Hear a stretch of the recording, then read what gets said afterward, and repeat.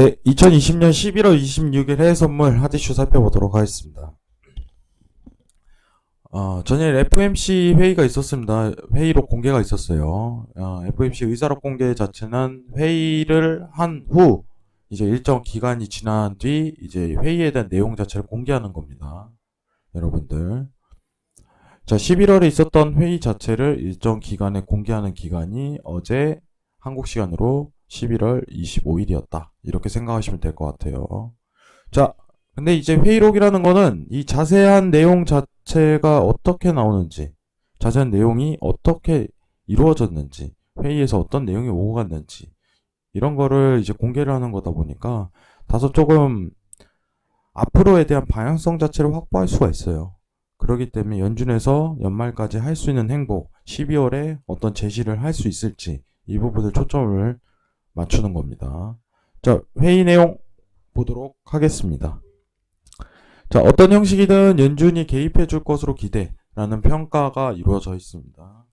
사실 이제 연준 자체가 지금 똥줄을 탔죠. 여러분들. 쉽게 얘기해서 똥줄을 탔는데, 이번 주에 있었던 내용 자체가 이제 금요일이죠. 지난주 금요일 이제 재무부 거부 사건도 있었고, 근데 재무부 거부했지만은 워낙 이제 제가 항상 얘기하는 게 전일 서울경제에서도 좀 얘기했었던 게 그거였죠.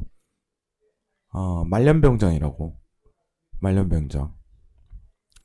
이제 재무부 장관 자체가 말년병장이기 때문에 지금 벌써 지명이 됐죠. 옐런 의장으로. 그렇기 때문에 이제 시장에 대한 반영 자체가 크게 되지 않았어요.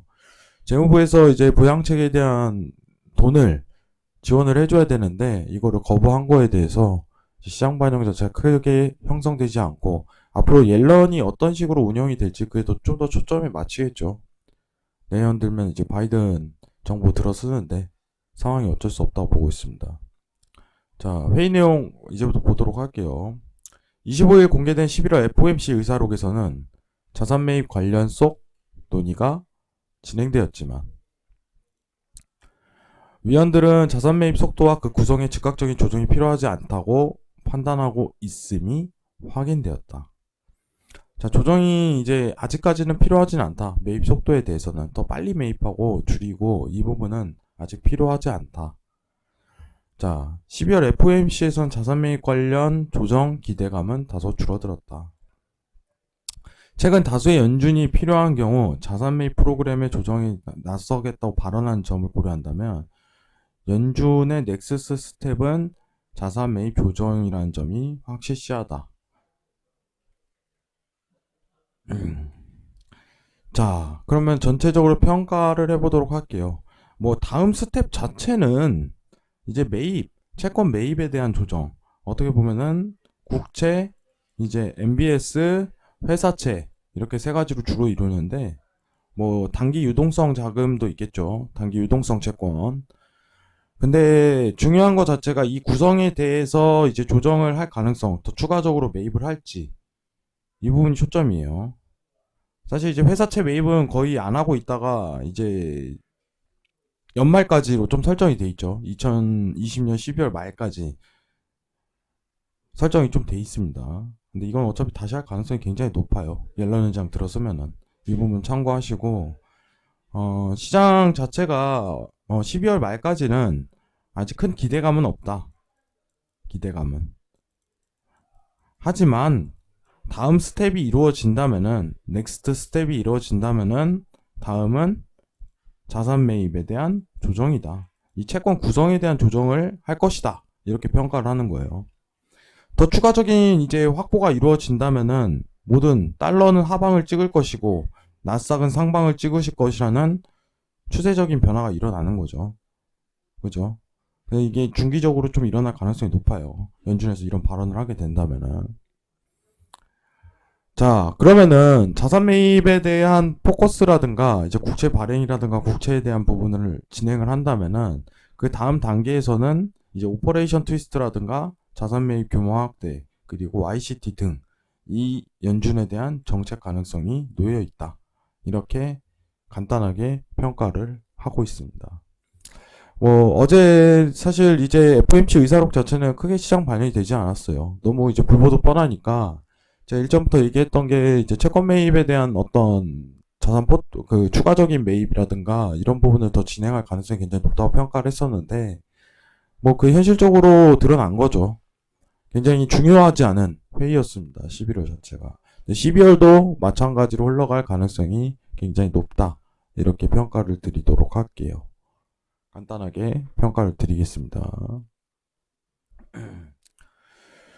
자, 그러면은 지금부터 좀 봐야 될 게 뭐냐면은 이제 차트인데, 차트가 지금 사실 이제 굉장히 난조예요. 뭐 신고가 갱신했다 뭐 이런 얘기 나오지만은 지금 나스닥 차트를 한번 보도록 하겠습니다.